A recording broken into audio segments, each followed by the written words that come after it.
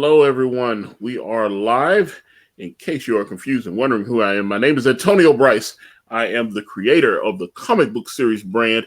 We have raised nearly $75,000 on Indiegogo thanks to the kindness of good folks such as yourself. If you actually want to check out brand, I've got a link to the first 21 pages of the comic in the description. But I have another creator here today, and he has a book on Indiegogo, AILSA Dark, Werewolves and Bampots. He's all the way across the pond there. Ladies and gentlemen, please welcome William Hazle to the program. How are you, sir? I am great. Thank you very much, Antonio. How are yourself? I'm here, man. I'm getting it in, brother. Getting in. All right. Well, tell us about AILSA Dark. Yeah, AILSA Dark, Werewolves and Bampots. It's my idea of an awesome 1970s Marvel EC Warren hybrid comic based in Scotland. Because, of course, why not? So I just wanted to take all the influences of the comics I read when I was a kid back in the 1970s and distill them into a very modern Scottish superheroine, a kind of a supernatural heroine. And that's kind of what AILSA Dark is. It's, if you imagine, we have our world, the natural world that we live in. And if you can imagine another world where all the mythical creatures like fairies and goblins come from, and that's also a world where the vampires and the werewolves and all that kind of stuff comes from as well. So if you've got these two worlds, and the creatures from that world are starting to bleed through and live in ours. Now, it's AILSA Dark's job to police the border between the two worlds, to make sure that they behave themselves here, and also that the ones that are behaving themselves are safe. And that's kind of her job. Okay. Well, that I always like some of the more supernatural books that I've had on the channel, just because I always get ideas for I was like, oh, okay. Because brand is supernatural. That's what they kind of, they go after like werewolves and demons and stuff like that. So it's like always, I don't know. I've always been fascinated by stuff like that. As we tell more stories, I want to delve deeper into the supernatural and just explore that. Let me actually pull up the book. I have it, and see, can't we showcase your fine product?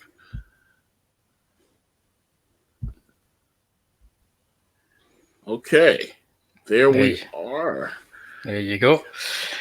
All right. So let's go back to the beginnings. Okay, you said EC a lot. I've noticed that a lot of people that do like supernatural genre books, EC was definitely an influence on them. I know I've read an issue or two in my lifetime. But let's go back to the beginning. So you obviously had an idea. I liked, when I was a kid, we had a magazine called House of Hammer. And what they would do is every month it would come out, they would have an adaptation of an old Hammer movie. And you'd have artists like John Bolton working on it and doing these adaptations. And they'd also have little short stories at the back of it as well. And I'd be reading these. I'd be reading all the kind of Marvel kind of like supernatural heroes stuff. And if I could get my hands on them every now and then, because the news agents would put them up on the top shelf, the odd Warren comic like Vampirella. Yes. And I just loved the whole idea of this kind of like supernatural stuff, which kind of in the 70s, I had that kind of gritty feel to it as well. A lot of your Warren artists, especially the Spanish ones, would use lots of photo reference and kind of glamour reference. And so it would have a kind of very kind of real feel to it. And that really influenced me. I think somebody that did that in American comics was Paul Gulacy with the Master of Kung Fu. He had that kind of very illustrative feel, and you would cast people in roles. So you'd see Humphrey Bogart and Groucho Marx appear, as playing characters in them. And so I kind of wanted to do something that was a little a little bit like that, because I don't think anybody, well, most people growing up today would never have seen anything like that. So it's going to be new to them. And anybody who's old enough to remember, they'll kind of like a wee fire will go off in the back of their head, and they'll think, I remember reading something like that. So that's kind of what I was wanting to do with it. Well, when you said like Master of Kung Fu, I actually had the creator of Shang-Chi, Steve Englehart. I had him on this channel. I watched that. Yeah. He was. It was such a honor to talk to him, and I've actually managed to still keep in touch with him. I sent him when I came up with the brand preview. I sent it to him, and he read it, and he was very kind and took some time and gave me some ideas and stuff. So I really enjoyed speaking with him. He's a great man. Yeah, enjoyed his work. He's kind of an influence himself. Steve Gerber, Don McGregor, all these guys back then, are kind of a wee bit of influence in how I'm writing the AILSA Dark. Yeah, and this is a nice image right here. So let's actually get into your creative team on that. It seems like you are a jack of all trades, sir. It's like me. It's me. Doing the colors as well, or? I'm doing the colors as well. I'm doing them. I've got a method going. They're kind of a bit more old school. I do flats, I do shading, I do highlights, and then once I've got a good few pages done, I'll go in and I'll do a little bit of polishing on that. So even when you're looking at some of the pages here, chances are that I'll do a little bit of polishing before the final product. It's just I don't know. I should have done a black and white comic. I don't know what I was thinking, but yeah, I'm doing everything myself. Well, I like the coloring effect on this image here. I think nice use of shading, nice use of lighting effects. I'm always curious about how people different. I was telling someone else this the other day. You could take the same image and give it to like 3 or 4 different colorists, and they're going to see it differently. They're going to light it differently. They're going to, So it's like a thumbprint. It's always, same image will be colored differently by 4 or 5 different people. So yeah, definitely. The comic itself, because I actually do have a copy hanging about here. Well, that's one thing I noticed when I was clicking through your little thumbnails at the top there. You actually have some prototypes, or you were able to print some? No, they're not really prototypes as such. They are. They're collector's editions is what they are. I printed them up to sell at conventions in Scotland. So I went around, I sold about 3 conventions this year in Scotland, and they went down quite well, because I'd been, the past few years, I've been publishing an anthology, Tales of Mystery and Imagination, and selling that at conventions. And that was kind of like me testing out doing my own comic, which is what AILSA Dark is, which is all me. It's what I've done is I've remastered the first issue for this campaign, and working on the second issue, so people will get the first 2 parts of the story. Okay. So this campaign here is for book 1 and 2. It's book 1 and 2. Yeah. Excellent. Okay. This is a nice image here. Love the imagery in the background with the film cells. Yes. I like that. Cheers. That's she has a secret identity, or not so secret identity. She does a YouTube channel where she presents old movies like Plan 9 from Outer Space, old public domain movies. And she's kind of like an Elvira hostess of that channel. But it's really just a cover, because what happens is people that interact via the social media start giving her information about things that are happening between the other world and our world. So it's an information gathering sort of process.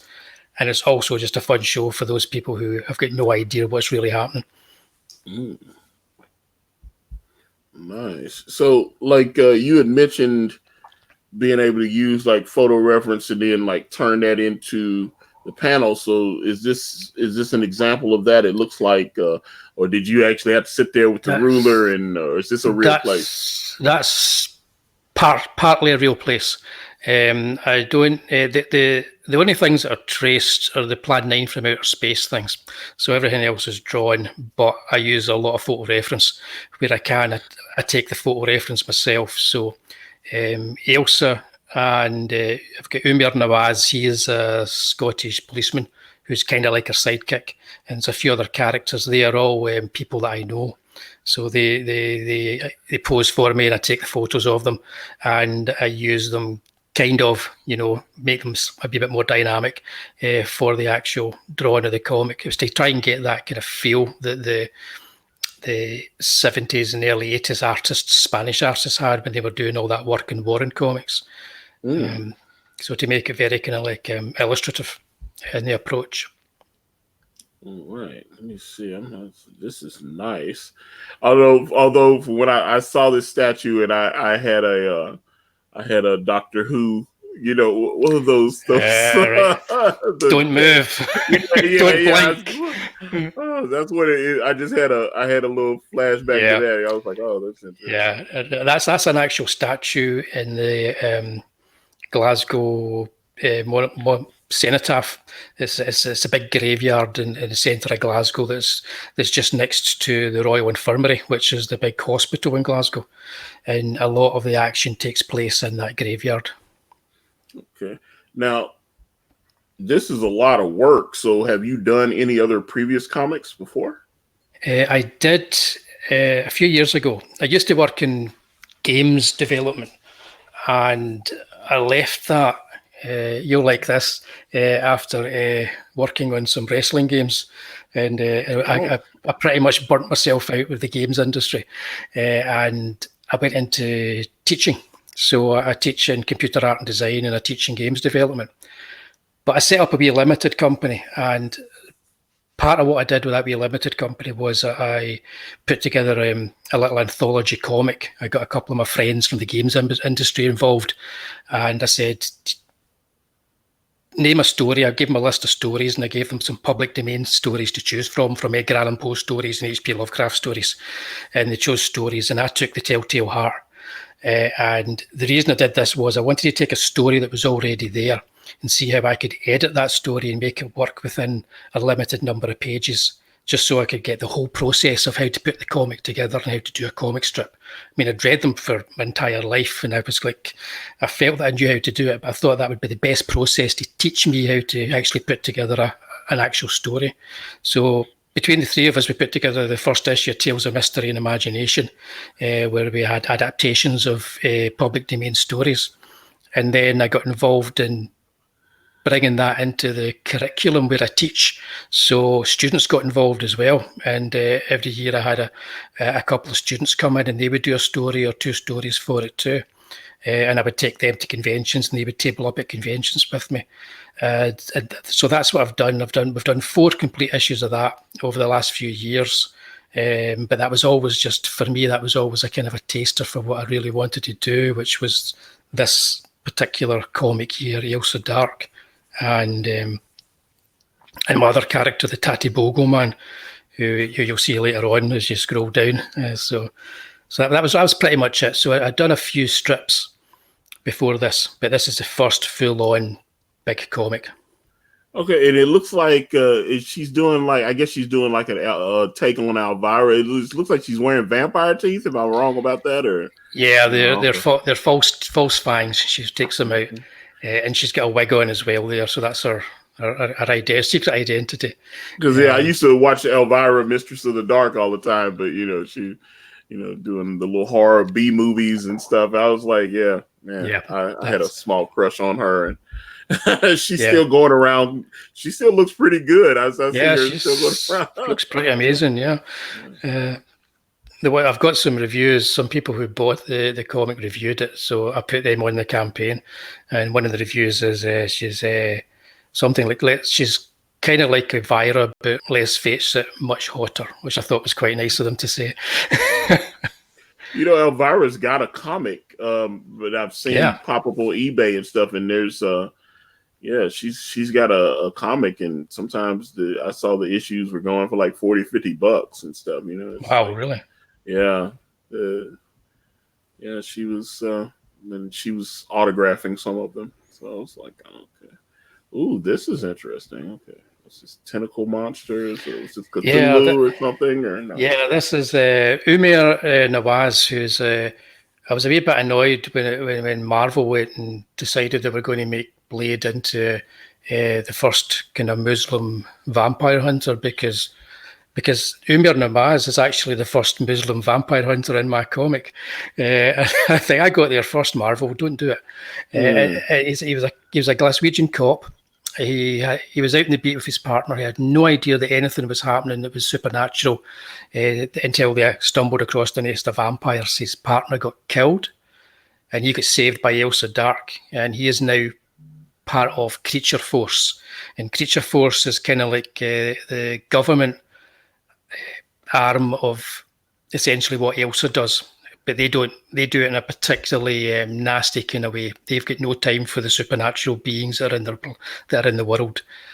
So he's kind of torn between being part of this very hard force called Creature Force and working with somebody like AILSA Dark, who understands the people from the other world, who understands werewolves and vampires and things like that. I like this overhead shot here. No. Yeah, that's the space left by his dead partner, who was also his partner in life. And she's a ghost in the comic. That only he sees. Nice. So we don't really know whether she is a ghost or whether he's just imagining it. Okay. Yeah, this is interesting. Okay. Yeah. Okay. So that's not AILSA right there. I'm assuming. That's AILSA in the dreamscape. So when Umar is asleep, he has this dream. He's in this place which is like an Escher kind of illustration with all the stairways everywhere and a starscape in the background. It's kind of like my Jim Starlin world, if you will. And he sees AILSA here, and she is not the AILSA he knows. She is bestial, she is supernatural, and she looks like she's actually a real vampire. And what he's got to figure out is this real, this dream, or is it false? And it's part of the mystery of AILSA Dark. You learn about AILSA Dark through other people's ideas of who she is. And we finally learn about her later on. I've got 3 books planned out. The first book is based around the mystery of AILSA Dark. The second book expounds on that history, and the third book is the actual origin of AILSA Dark. That will tell you exactly who she is. All right. So let me see. Wendy B says, I'm at work, so I can't stay, but this looks great, and I already backed it. All right. Thanks, Wendy. Yeah, she's great. She keeps retweeting and helping me out on Twitter. Well, that's one of the big things about brand. It's the fans. The fans, the community, just really came out and embraced the book. It's just I wouldn't be where I am without them, because you can't always get on big channels like Ethan Van Sciver and stuff like that. And the book was still selling just because people were invested in it and they were just retweeting it. And, that's a lot of the success that we've had is because of them, So, yeah. So, yeah, this is, are you doing this digitally, or are you doing these pages traditional, or? They're all digital. Yeah. Okay. If I did it traditionally, I would probably kill myself. Oh boy! Because it's just I've been a digital artist so long now that I'm just I'm so used to just hitting the undo when I make a slight mistake, or I work the same way, I draw the same way, but I have this kind of shorthand when I'm working digitally that when I start to draw traditionally again, it's almost like learning how to draw again. It's really weird. I did a traditional piece of artwork for the campaign, and it was so hard to do. I was doing it in bits, and then kind of like light boxing the bits that I was doing, because I could sit down with somebody in front of me and do a life drawing. I could sit down and do a portrait. I could sit down and do a still life. But for some reason now, when it comes to illustration, I have to have my Wacom in front of me. Well, you know what? I noticed. I just saw this, and it struck me odd at first, and remembered. I was like, "You're over in Europe," so because the driver is on the opposite side there. Yeah. So I was like, Yep. "Wait a minute." Yep. So I was like, "Oh, he's on the he's on the other side of the vehicle, whereas we are on the left hand side." Indeed, Like, yeah. The whole story takes place in Glasgow, and it's actual Glasgow streets that you'll be seeing them driving down and fighting on. well, I find this particular. I mean, I guess you're just showing how you do things, but Yeah, I like this. You start with the black and white image, then you got your flats here. yeah. It shows how basic the colours are, and how you can still make it look pretty good, without having to go too heavy on all the shading. So that's and also I chose this one because I do bring in some filters for clouds and so on. So I used that here for the drawing that I'd done of the skull and the clouds, and put some filters to soften it and pull it back and make it just look a little bit more collage-like. I like it's really gritty. I like the coloring technique you used. Yeah, I've got a colour palette that I'm working to. So over both issues, so that there's a very kind of nice even feel to it. That's the consistency is in the colours more than anything, and they're probably brighter than you would expect for a horror comic, but I think they work. Yeah, I was like, I'm really okay. Yeah, I'm digging it, brother. All right. Yeah, cheers. That's the traditional drawing that I did, which nearly killed me.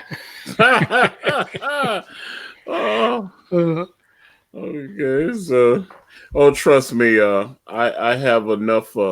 We sold a few original art pages for brand, and the rest of it is done digitally. And yeah, Kanan wanted to strangle me at the end of the. Yeah, he although at the once he started figuring certain things out, oh, this is nice. Tati Bogle, man. Okay, hold on. So what's that? Right, okay. A Tati Bogle Tati is a potato. Oh, and a bogle is a kind of a creature, kind of like a scurrying, graphic, demonic wee creature. And a Tati Bogle is a scarecrow. So the Tati Bogle man is like a scarecrow come to life. And he's from my Tales of Mystery comic that I did a couple of years ago.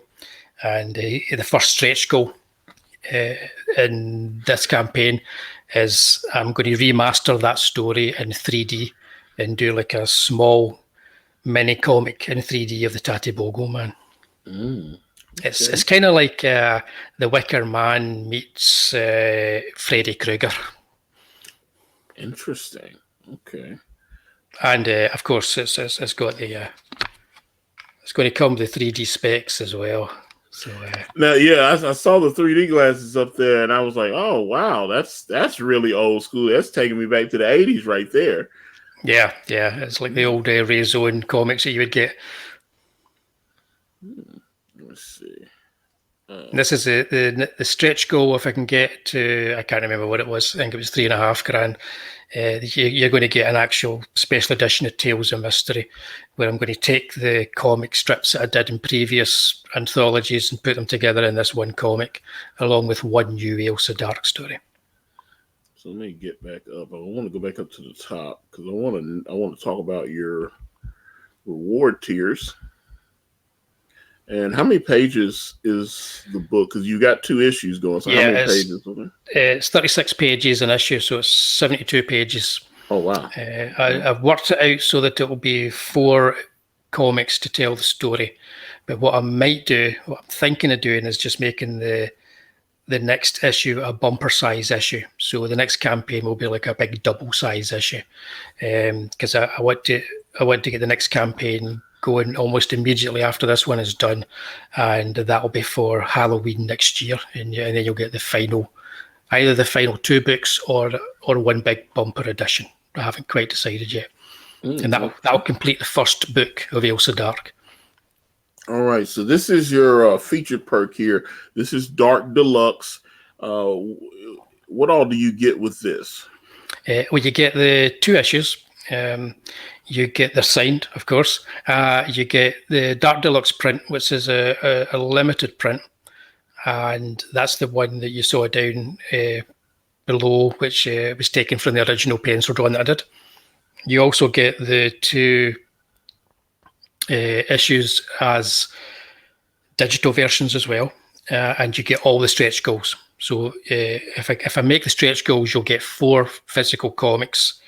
You'll get the Dark Deluxe print, and also I'll be throwing in, for all the people that have already backed, I'm throwing in the kind of the Escher inspired print. That's a black and white one where she's got all the stairs and she's walking up them and the Tatty Bogleman's hanging upside down.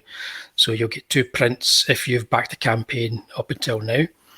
And there's also going to be a print of AILSA Dark versus Dracula, which I'm going to draw on a live stream when we get to 2000.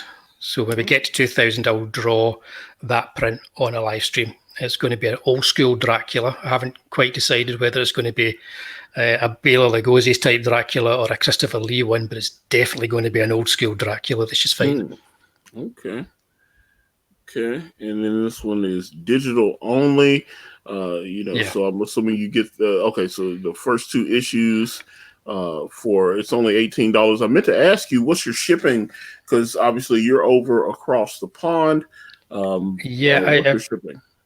Yes, it's not too bad. I don't think I off the top of my head I can't remember now, but actually I've kept it as low as I can. I'm trying to remember. I cannot remember. At least I can't remember in dollars what it is in dollars. I think it's just something like about £12 or so. So that's about $15 to $20, something like that. Don't quote me on that. You probably be as well. Oh, Indiegogo doesn't tell you until you go to buy it, does it? No. When you click on it. And they are. I've kept it as low as I can, and also if we make the stretch goals, you're getting quite a lot included in this package. So that's one of the things I did as well. What I didn't do was try to put profits in the shipping or anything like that. So I got a box. It was on the campaign at the very bottom. So I got one of these boxes and I stuck some comics in it and I weighed it and I worked out the shipping based on that for the UK and for the US. So it's pretty good. But off the top of my head, I cannot remember what I set it at. But I put a digital perk in there. I didn't want to undercut me by making it too cheap. I see some people make their digital perks quite cheap as if they're going in Comixology. They shouldn't do that. They should think as if they're selling a book on Amazon. If you're selling a Kindle version of a book, you're not going to get it for $2 when the book's $20. Yeah, right. But people seem to be going by Comixology prices for their for the independent stuff on Comixology. I don't think that way. Think about you're putting together an actual book. If you're going to sell it digitally, just take a couple of dollars off the price. You should still be a pretty good price for it. That's my thinking anyway. So it's That's actually not a bad idea. I charge $10 for the digital.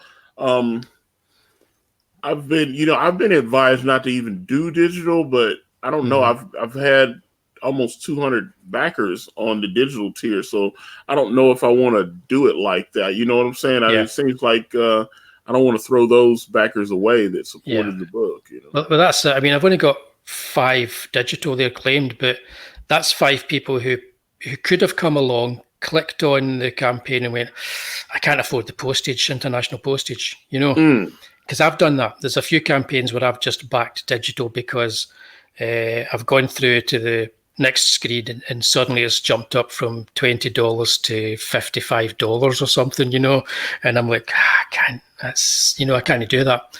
So I'm well aware that some people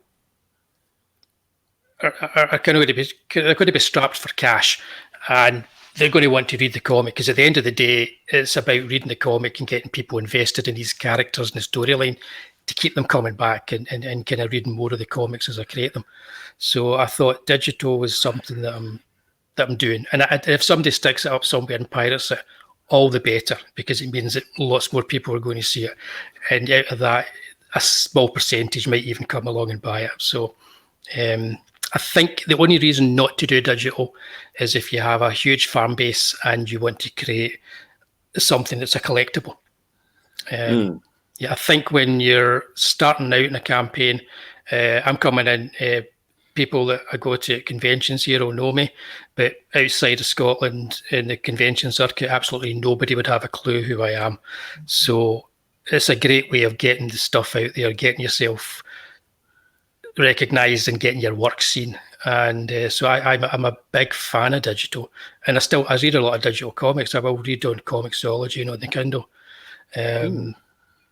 Just because there's certain things out there you think I'd quite fancy reading that. You might want to start reading a new run of the X-Men or something, and you kind of like, it's there, it's immediate, and you can just download it and start reading it. And also I quite like the whole Comixology panel to pan thing as you're swiping it, so I'm not averse to digital. I quite like it. Yeah. Well, I'm not averse to digital either. A lot of the books that I've backed over the last year, some of them have digital issues, and when I've received the physical copy, I'll read, I'll flip through the digital so I don't so I don't have to handle my books, because if they've arrived in great condition, sometimes the more you handle them, the worse. So, but if you give people it as a PDF or a CBR or a CBZ, they can whack it on whatever tablet they're using and read it, and it's take it anywhere with them. It's like you say, and they can keep the physical copy in nice pristine condition. All right, so I see, let me see, you got this perk here, AILSA Dark 1 and 2. So this for the 2 signed comics. This is just it doesn't have the limited edition print, so that's the only real difference there. So you still get the others, all the stretch goals, and you still get the digital versions as well. Oh, in the digital perk 2, you also get digital versions of the stretch goal stuff. So you'll get digital versions of all the comics. Oh, cool. Okay, that's great. And it's only $18. Okay, so Dark Double, so you get 2 and 2 of books. Yeah, this was one of these weird things where you're seeing how people put their campaigns together, and some people were offering like a slightly cheaper kind of version with cheaper postage to get 2 copies, so you could buy them for yourself and a friend, sort of thing. So I put it up there. Nobody's claimed it, but it's there if anybody wants it. Okay. And then let me see here. AILSA Dark 1 and 2, and a poster. Yes, a poster. That's I was on crowdfunding comics sometime back there, and it was Niall Scala really liked that image of the werewolf, and some people online had said they really liked it, and he mentioned about it having it as a poster, and I thought it's a good idea, so I added it to the campaign as a poster. So it's like an A3 poster, which I'll show you. I'll take one of my comics here, so it's essentially that size. It's like an A4 double page spread from a comic. So okay. Okay. So that's kind of the size of the poster. So you get that as well in that particular perk, plus all digital versions and all stretch goals when they're met. All right. So I am talking with William Hazle. We are talking about his book, AILSA Dark, which looks really, really cool. Werewolves and Bampots. What's a Bampot? Tell me what a Bampot. A Bampot is a Scottish word for a particularly stupid, sort of like a crazy person. It's the kind of person who you're on a night out and one of your mates does something that you think, oh no, he's not going to do that, is he? And he goes ahead and does it. It can be anything, but it's going to be embarrassing, and it might even end up with somebody going to jail. That's a Bampot. A Bampot is that kind of person. He's we have another word for it in Egypt. So eventually it's just a very stupid person. So I wanted to use it because I've got characters in the storyline who they call themselves the Bampot brothers, and they are ghouls. They are flesh-eating ghouls. Oh, wow. But they have a kind of a weird sense of humour, and they enjoy their work. They like to torture people for fun, and they have a wee bit of banter going on between them. So the page with the 3 shots of the one house, that was that's actually the first page of the comic, and it introduces the Bampot brothers first, and they're having a wee conversation while they are torturing somebody. So I didn't want to show them torturing somebody, which is why you have the 3 shots of the house. And I didn't want to show them either because they've got a kind of a unique kind of look going on. But they are flesh-eating ghouls, and they are kind of also the comic relief, if you can believe it. Mm-hmm. So, the Bampot brothers. They are. I don't know if you've ever heard of a British comic strip called the Bash Street Kids. I have not, but I'm curious now. The Bash Street Kids is kind of like Our Gang or something like that, kind of like as school children in the UK, and they all kind of misbehave, and they're kind of like they will get into all kinds of shenanigans every week. It was like a 2 or 3 page strip that was in a comic called the Beano, or it may have been the Dandy, one or the other, the Beano, the Dandy. And they all were drawn kind of like really very comical and very strange looking. And I thought, what if these characters were in real life? So the slapstick things that they get involved in would not be funny in real life. And the way they look would also be grotesque and horrifying in real life. So my Bampots are based on the idea of taking children's comedy characters from comic strips and putting them in real life and drawing them as if they were real people. So that's the basis for them. That's where I started. Again, it's a case of taking things that I liked as a kid, and how can I kind of like do something with that, for adults to enjoy. Interesting. Okay, so let me. So you've got the Fight original artwork. This is 154 US. Tell me about that perk. That perk is still to draw. That's another traditional piece of artwork. I figured I'll do that during the stretch goals. If I can get to the first stretch goal where I do the print live, where I draw Dracula versus AILSA, I'll also be working on this, and it's going to be an A3 illustration of AILSA Dark versus the Tatty Bogo Man in full pencils, and that's the idea behind that. I thought about hiding it, but I kept it there because the first one that I had drawn is already sold. So hopefully people are coming back every now and then, and as soon as I've got it done, I'll be posting it on social media and updates and let people know it's out there. Oh, okay. So here's the one that's sold out. I got you. Yeah, the AILSA Dark one is sold out. Yeah. All right. So this looks very interesting. Let's see. I'm pulling back up, and like I said, your style and the way you colored it, it's definitely unique. I like this. This is I know the bigger image is down below. Really good use of perspective. Yeah, and Indiegogo has a weird way of just cropping things when you put them up there. Yeah, man. I was like, this is interesting. So you've already gotten 40 backers so far. You're at $1,599. Obviously, You're trying to raise a few more.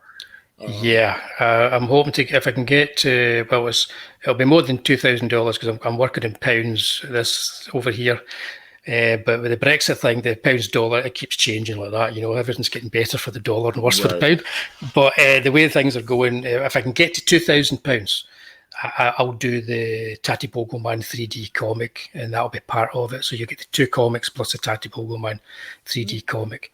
And then hopefully, if I can get to the $3,500 at the end of it all, you'll get the Tales of Mystery comic as well. So that's 4 comics for whatever the perk is. If you went for the Dark Deluxe, and that's like $27, and you're going to end up with 4 comics at the end of the day. One of them is going to be in 3D, and you're going to have some prints thrown in there as well.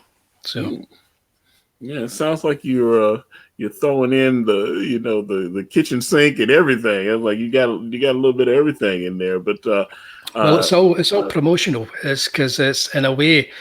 The Tales of Mystery stuff is something I want to carry on doing. So if I make that the final perk and we get there, it's introducing people to that as a brand as well. So I'll have what I have right now is my two pieces of IP, which is your Tales of Mystery and Imagination with the Tatty Bogleman and AILSA Dark. And so I'm kind of like working out a way to give people something that's brand new and kind of like hopefully exciting and kind of awesome. But at the same time, it allows me to then differentiate with campaigns in the future. That's the hope. Interesting. Okay. Man, I was like, that's looks like you've thought this out pretty. You've got everything all plotted out, and you've got a course of action. You just need funds, which just need funds. I'm playing the very, I call it the very long game, but yeah, it was one of these things. I'm watching your own show. I'm watching other shows, and people are talking about building up a fan base and all this kind of stuff. Spend a year on it before you even think about putting out an Indiegogo. And I thought about that for about 30 seconds, and then went, I'll put out the Indiegogo and use that over the next kind of like so many months to start building up the fan base and see where that goes, because I'm going to be drawing the comic anyway. The first one was done and sold at a convention, so I'm going to be drawing the next one for. So I've got it in the new year for when I start going to conventions. So I thought, might as well. So I kind of just thought, hopefully people like it. And so far, it's like 40 people do. And the good sign is they're not just all my friends and family. That's the good thing. I was kind of worried that maybe they would, but thankfully they just didn't bother buying it, and it was so. Well, it was. I was, I'd say about 7-8 months ago, I was having a conversation with Doug TeNapel, and he was advising people on crowdfunding, and he was like, the first few backers you should have are like your friends and family. He's like, you should be able to, if you're just trying to raise $500,000, hopefully between your friends and family, that they would get. And I was like, Doug, my family didn't buy it. It was like, I'm the weird one in my family. None of my others, my brother's not into comics. My sister's not into comics. It's like, I'm the one that was kind of like the black sheep that just, I was the one that was, my brother was real outgoing. He was an athlete. He could, musician. He did all this extracurricular stuff, and I was the one with no social life, and I was sitting there reading Chris Claremont and Alan Moore and stuff, so so it's funny when I launched the original brand campaign. I had so many people like, hey man, I'm gonna let me know when that's ending. I'm gonna support the book. And it never came, like that's how you raise $95 in 60 days. And I was advertising, I was doing everything, I was tweeting it out and trying to, promote it on Instagram and doing all this. And it just wasn't, I spent all this money on ads, and my family was not, like, hey, and then I launched it again on Kickstarter. Same thing. No support from anyone I actually knew. It was all just strangers that I, encountered the book on the internet and just thought it was cool. And then obviously the third time, same thing. I stopped listening to this. So I kind of had a chuckle when Doug was saying, hey, your family can help you. So I'm like, that's not happening in my family. But. No, I think I've got three family members bought copies because I've got family over in America, but that's it. What I was doing was I was holding family members in reserve in case I didn't actually make my actual total. And I thought, I might just get in touch with them if it's the last couple of days and say, have you seen this? But thankfully I didn't need to do that because some fabulous person came and bought the original art tier and just took me right over my $1,000 mark. And that was great. That was fantastic. Yeah, trust me. I was like, we've had a few generous backers, and I appreciate them. That took some of the tiers where you could get drawn into the comic, and bought original art pages and stuff. So we've got incredible backers, and I'm very grateful, and hopefully they will stick around and come back for book 2 as we Well, get ready I've downloaded your first 20 pages you had there. 21. 21. So yeah, but what I've read, I think you'll have no trouble with people coming back for book 2. It's looking good. Well, that's the thing, and I've told people, I was like, yeah, that's just like about half the book. We've still got like 32 pages or 31 pages of art. Yeah, because it was 48 pages and we expanded it to 52 pages. And I think, once we get everything resolved, and then when we go into the second story, we was like, okay, now you done met everybody. Let's get into it. So boom. And then, we've got a lot of, since your book has werewolves, we have a few decapitated werewolves just in this story. We wanted to save the action stuff for later on in the book. That's why, because it's so strange. I've gotten advice. I've had somebody like, Antonio, you should do this. Antonio, you should do that. And the most success I've had is not listening to those people and just trusting my instinct. I was told it was a mistake to release the preview. It was like, no, people will pirate it and everything. And I was very conscious of that. I wanted the PDF to be shared. I was like, they was like, what about the people that didn't back your book? I was like, I want them to read it. And I've had so many backers come in and go, well, you know what? I wasn't sure if I was going to back the book, and I read your preview. And then I'm like, I'm telling you, I set that preview out, and it's generated $5,000 more. Yeah, we've got almost 2,400 backers. That's significant. I have quantifiable evidence that I made the right decision, because I'm looking at my sales and I'm like, the book is still selling. So I don't think the pirate thing is really anything to worry about. I think whoever's going to download and read stuff for free is not going to be buying the books anyway. Well, yeah. That's what I think. And I think some people who may see it and then look at a campaign and see how cool the product is, they might buy it. So there's always that chance. Well, the big thing is, because like I've talked to like Richard C. Meyer, your boy Zach, and talked to Ethan Van Sciver and John Malin, and they all have differing opinions on why you shouldn't have digital. And someone took Jawbreakers after it was released and they scanned it and it's available. There are people that are pirating it. It is available to be downloaded. I saw someone trolling Ethan a couple weeks ago. It's like, hey, don't buy that shite. I can get you a digital copy of it for free. It's like, you don't have to pay for Ethan's book. You can get it. It's already, so it's all like people have scanned the pages of Cyberfrog and it's available.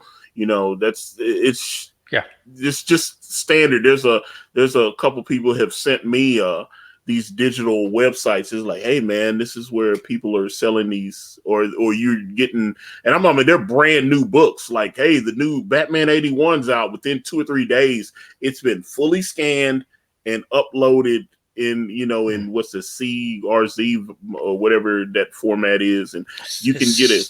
CBZ and CBR, it's already available.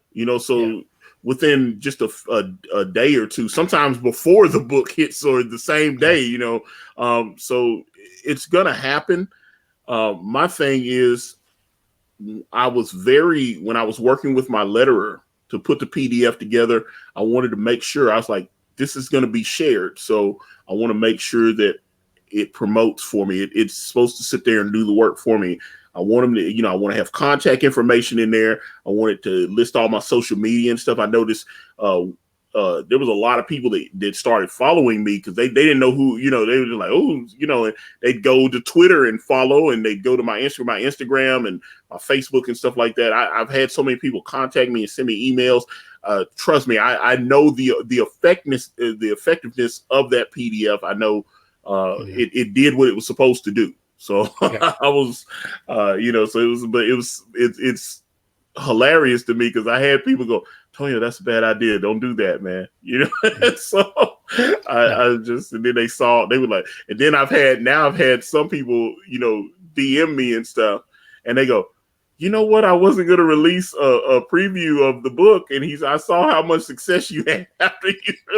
So I was like, either I'm an idiot or I'm an idiot savant. I'm one of the other. So I don't know. I think there's definitely something about the campaigns where the more you release, the more people seem to be engaged in what it is you're doing with it.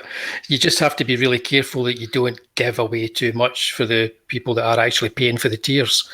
So that's where I am right now.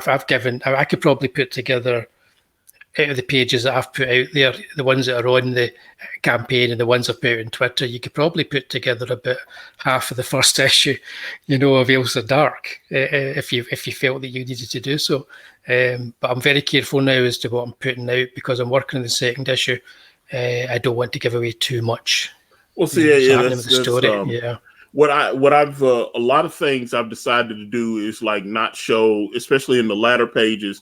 I might show like action sequences, but I won't show what the wording on, like the all that kind of thing. Or I'll show it in black and white and maybe certain panels in color, stuff like that. I've been that's kind of my thought process on that. So I was toying with the idea of putting dummy dialogue in. Kind of like as if I'd let somebody come along and overdub an old movie.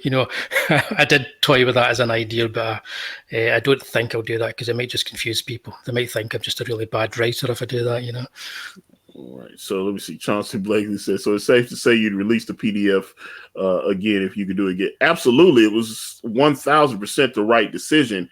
And, here's another reason, just because it's taken so long and that's the thing, most people have been extremely understanding because they recognize, this is a brand new project and, I didn't have any struggling, I had an idea for a book, but I didn't have the structure around me to create. I didn't have a team. And then, you do have a team and then certain people's like, hey, I don't want to be, I don't want to be involved in Comicsgate or whatever, and this kind of thing.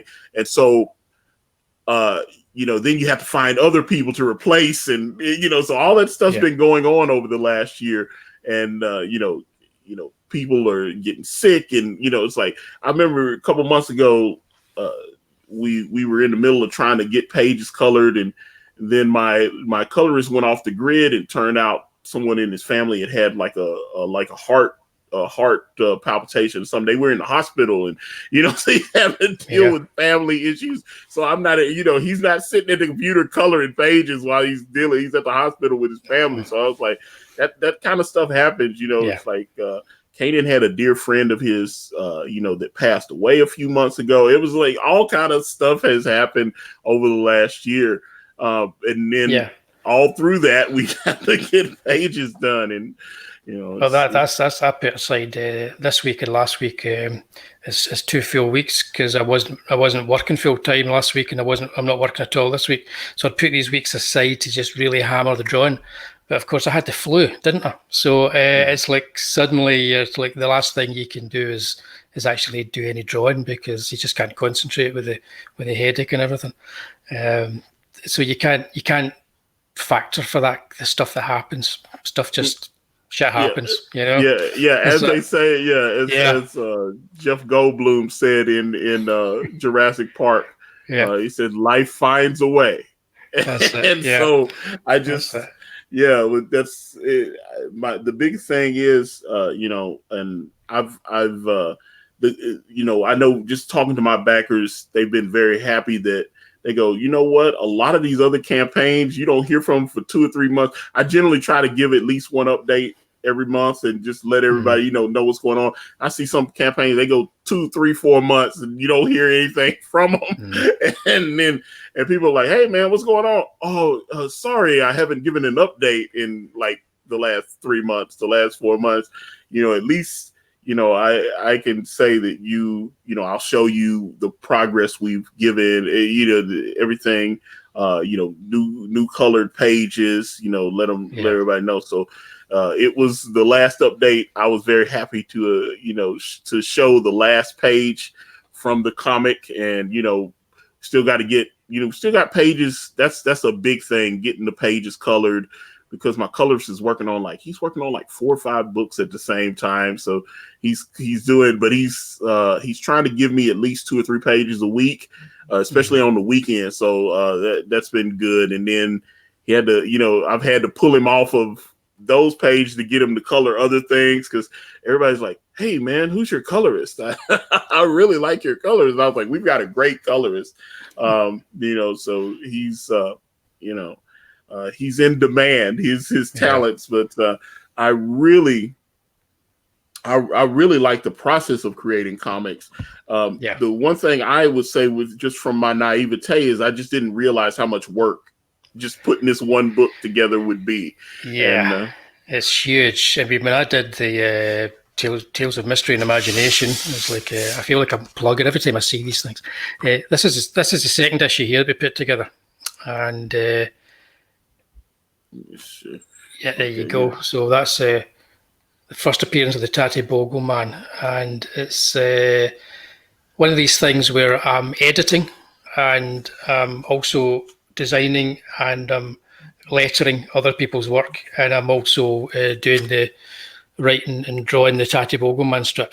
And I factored in 4 months to get it all done, and that was just me being optimistic, because I had students working on this one as well, so I had to kind of change it. So what I did was I factored in the publication of all the issues based on the comic convention that I was going to be selling at. And I left my strip till the very end. And so I was doing 4 days straight with next to no sleep, getting all the work done on my strips and getting them to print, and then receiving them maybe 3 days before going to the convention. Because it is such a hard process to kind of get everybody working on and get actually working smoothly. One of the reasons why I'm doing AILSA Dark completely on my own is nobody else to blame for anything that goes wrong other than myself. So it's like everything has to be consistent and just perfect. I've worked out a method of working on it. I put up a couple of videos recently that showed me sketching and how I put together a page. And what I do now is I will rough in the whole page, and then I will letter the page before I draw anything. That allows me to letter the whole comic book with very rough drawings, and then just look at it like an editor. So I'm not looking at the artwork because there's nothing there for me to critique. I'm just looking at the storyline and how it flows. And once I'm happy with that, I'll sit down and I'll start drawing it. And it allows me to, because sometimes you have to do things, little tricks to make your mind work the way you want it to work. And I want my mind to work like an editor and not like an artist. And so that I take the artist out of the equation, and I just work as the scriptwriter, the letterer, and then the editor. And well, thank God I have an editor. I was like, when I got to that stage, because I think our editor made some really smart suggestions, and it really helped. I think the end product, and I'm looking forward to having her dissect more of my script, even though she drives me out of my mind. But let me see. Aldion says, does your colorist color digitally or paint of some sort? I think he uses, what is it, Clip Studio Paint and Photoshop. I know he is, I need to ask him more about his technique. I'd like to have him on the channel, but he wants to keep his identity under wraps and all that kind of thing. But there's a lot of that about. There's a lot of people who you recognize their voices, but they're just images on the screen. So once he gets himself a nice little avatar, maybe you can get him on.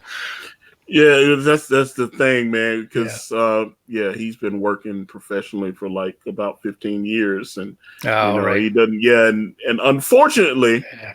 Unfortunately, there are people that would try to take the work away from him simply for coloring our comic book, and I was just... it's a crazy world. It's very crazy. It's a crazy world. But man, William, I have enjoyed having this conversation with you. It's been very fun having you on. Thanks, man. Cheers. how can people reach out to you? Obviously, again, we've got the link to AILSA Dark in the description, but how can people reach out to you on like social media or anything? AILSA Dark is on Facebook. I only really use Facebook for my own art page and for AILSA Dark. But my Twitter is at Crawford_Hazle, which you see on the screen there. And Twitter is mostly where I am visible. That's mostly where you can get in touch with me. All right. I'm on Instagram as well, but Instagram, great for images and liking things, but not particularly good for communication, I don't think. Maybe I'm just too old for Instagram. Yeah, well, that's the thing. I find Instagram kind of, it has a learning curve, and they kind of screw you because they've taken out the ability to put hyperlinks in the descriptions and stuff. Yeah. So, they used to have it, and then like that would back then when you could actually put like links, but they use, Instagram attracts a lot of spammers, just like Twitter does. But there's for whatever reason they seem to be a lot more comfortable with spammers on Twitter because so many people left Twitter when like 7-8 years ago, Twitter was, it's blowing, it was at its peak, but Instagram just kind of overshot it. And they, you used to be able to put links in the description. They said, oh no, we're not doing that anymore. And, but it's still such a huge, it's, always number one or number two as far as social media platforms. Yeah. Just, the Akari Press Instagram has nearly 12,000 followers on it. So, wow. It took me a couple years to build that up, but hey, it's there. And so I try to post and keep it updated pretty regular, but mostly what I post is just comic book art that I find from other artists on Instagram.